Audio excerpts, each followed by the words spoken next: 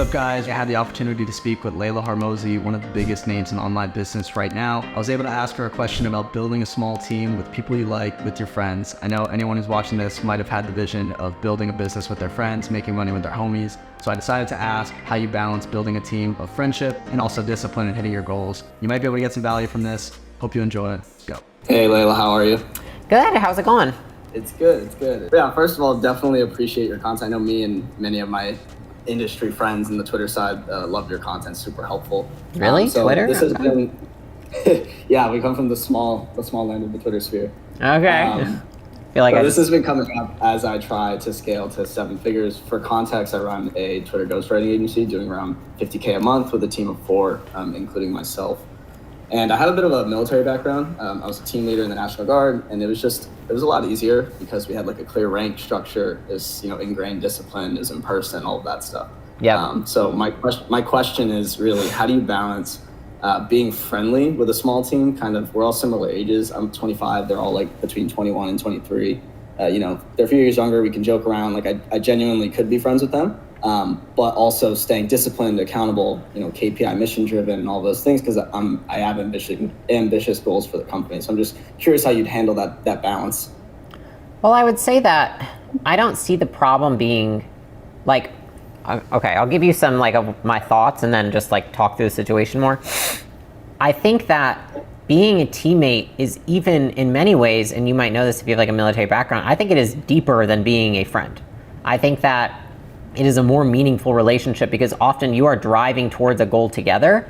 And I think that that's why a lot of people end up being, quote, friends at work, because if you can be a teammate with somebody, I think it makes it easier to be a friend with them.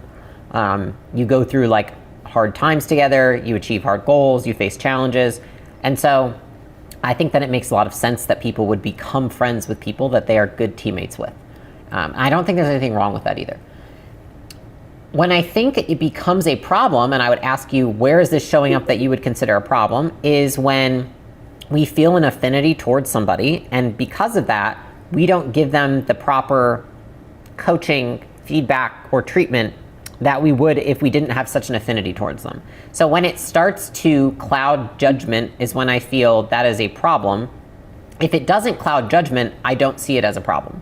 Because the question is like, okay, well, if we're friends with people and nothing is happening, then is that a problem? I would say no. I'd say that's great. It'd be great to work with people you're friends with all the time and actually get shit done. But if you're not able to get shit done and they are not, I would say maybe they are not upholding your standards because they see you as more of a friend, I would consider that to be a, quote, problem that would need to be addressed.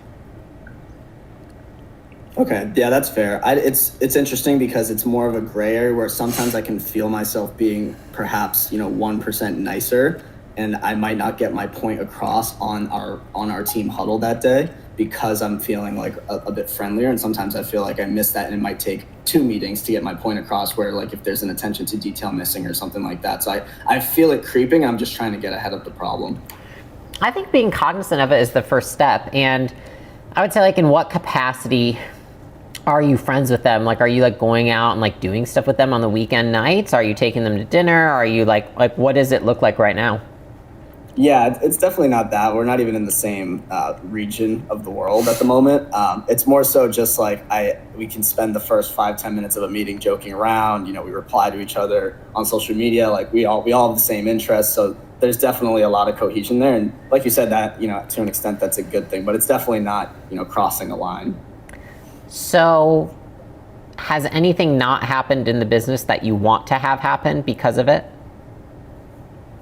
I'd say there's been like little misses, attention to detail, and as a ghostwriting agency, it's like little things matter, like spelling, for example, or deadlines and stuff like that. So I'd say those are those little things.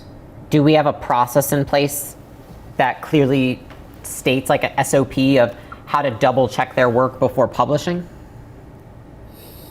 Yes and no. I think it could be clearer. Because I might even just start there more than like thinking it's because you're friendly with them. Is it might be like, do we actually have a clear process? Because I think, something I was talking to my friend about this morning, he was like, people can do a 10 out of 10 in their job, but you may not have outlined what the job is to the best of your ability, therefore you set them up for failure. You say, you didn't do the job, and they're like, well, this is the job that has been given to me and the instructions I've been given. It's like, well, they're shitty instructions. Yeah, that's fair. That's something I want to dive into today. I appreciate it. Yeah, absolutely. And we all do that. So I think it's like, try to figure out, is it the instructions? If it's not the instructions, then maybe just desensitizing them to more candid conversations with you. Perfect. I appreciate it. Thank you. Yeah, have a good one, Marcos.